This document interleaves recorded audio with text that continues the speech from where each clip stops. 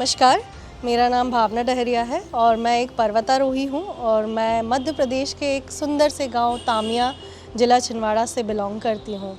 Mount Everest मैंने 2019 में 22 मई के दिन सबमिट किया था और जर्नी बहुत ही ज़्यादा रोमांचक थी, बहुत ख़तरनाक भी थी। और जैसे एवरेस्ट तो सुन के आप सबको पता है कि वर्ल्ड की हाईएस्ट पीक है, माइनस टेम्परेचर में हमको सफ़र करना पड़ता है, इतना कम टेम्परेचर की हड्डियाँ तक गल जाती है।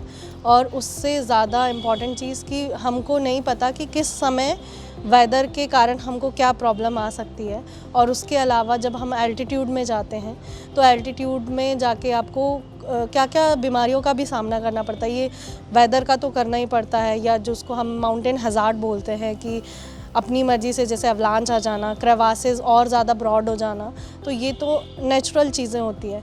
लेकिन उसके अलावा अगर हमारी बॉडी प्रिपेयर नहीं है माउंटेन के लिए, हमने ट्रेनिंग नहीं ली है सही से, तो उसके भी हमको जो इफ़ेक्ट माउंटेन के पड़ते हैं जब हम क्लाइंब करते हैं, एल्टीट्यूड में जाते हैं, तो वो सारी चीज़ें भी हमें फ़ेस करनी होती है। जैसे सबसे पहला AMS होता है, जो माउंटेन सिकनेस होती है, हेडेक होना स्टार्ट होता है, ये फर्स्ट थिंग है। इससे जैसे हाइपोथर्मिया भी हो जाता है, सीवियर अटैक होते हैं। मतलब अगर आपकी बॉडी माउंटेन के लिए एक्लिमेटाइज नहीं हुई है तो ब्रेन में इतना ज़्यादा इफ़ेक्ट पड़ता है कि इंसान पागल भी हो सकता है। तो ये सारी चीज़ों की ट्रेनिंग लेकर ही हम माउंटेन क्लाइंब करते हैं। जब हम मतलब मैं यहाँ से लुकला के लिए गई, मतलब काठमांडू पहले पहुँचे, फिर वहाँ से लुकला के लिए गए और लुकला में जाके 6 दिन का ट्रैक करके बेस कैंप पहुँचे। बेस कैंप एवरेस्ट का जो है 5364 मीटर पे है। फर्स्ट रोटेशन कैंप 1 का किया, वापस बेस कैंप आए। फिर सेकंड रोटेशन 3 दिन फिर रेस्ट किया, फिर सेकंड जो रोटेशन था कैंप 1 गए, फिर 2 गए, फिर वापस बेस कैंप आए, फिर 3 दिन रेस्ट किया। फिर तीसरा रोटेशन में हम कैंप 1 जाके 2 और बिलो कैंप 3 जहाँ तक ऑक्सीजन है, अभी ऑक्सीजन सिलेंडर यूज़ नहीं किया है, 6500 मीटर तक की हाइट पे तक ऑक्सीजन नहीं यूज़ करते हैं, वहाँ पर अभी ब्रीथ करने लायक ऑक्सीजन है। तो वहाँ रोटेशन करके फिर वापस बेस कैंप आते हैं। तो इससे क्या होता है कि बॉडी एक्लिमेटाइज हो जाती है, आपको एल्टीट्यूड का कोई इफ़ेक्ट उतनी जल्दी बॉडी पे होता नहीं है, इससे ये आपको होता है। फिर फाइनल पुश की जो बारी है वो डेट डिसाइड होती है कि किस डे पे हम टॉप पर होंगे। 180 की स्पीड में हवा चलती है कई बार। एक बार तो जब रोटेशन में थे, ये कैंप 2 वाले रोटेशन में, तो पूरा कैंप 2 उड़ चुका था। रात में इतनी तेज़ विंड आई, एकदम से वेदर ख़राब हुआ और विंड आई और हमारा सारा इक्विपमेंट उड़ गया था। हम बर्नल भी नहीं जला पा रहे थे कि हम पानी मेल्ट कर लें, और मतलब आइस मेल्ट कर लें और पानी पी लें। हम विदाउट पानी पूरी रात गुजारी और हम वापस बेस कैंप उतरे हैं पूरी विंड के साथ। तो पूरा कैंप 2 मतलब उड़ चुका था। फिर हमने वापस से सेटअप किया। कैंप 4 हम 21 को पहुंच गए थे, करीब एवरेस्ट के ऑलमोस्ट समिट पे ही थी।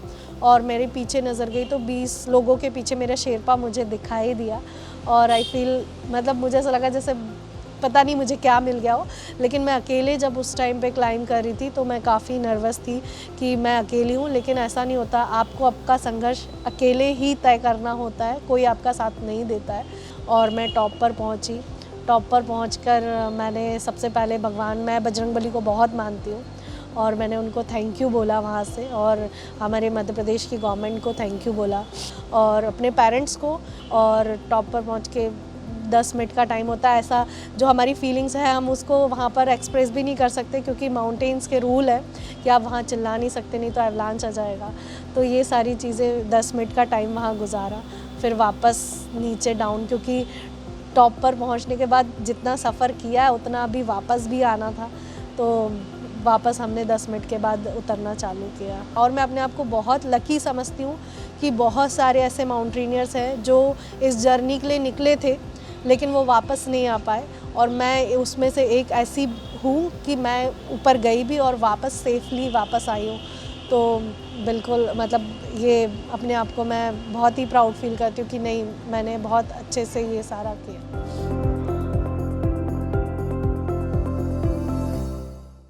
शेयर और डाउनलोड करें दैनिक भास्कर ऐप।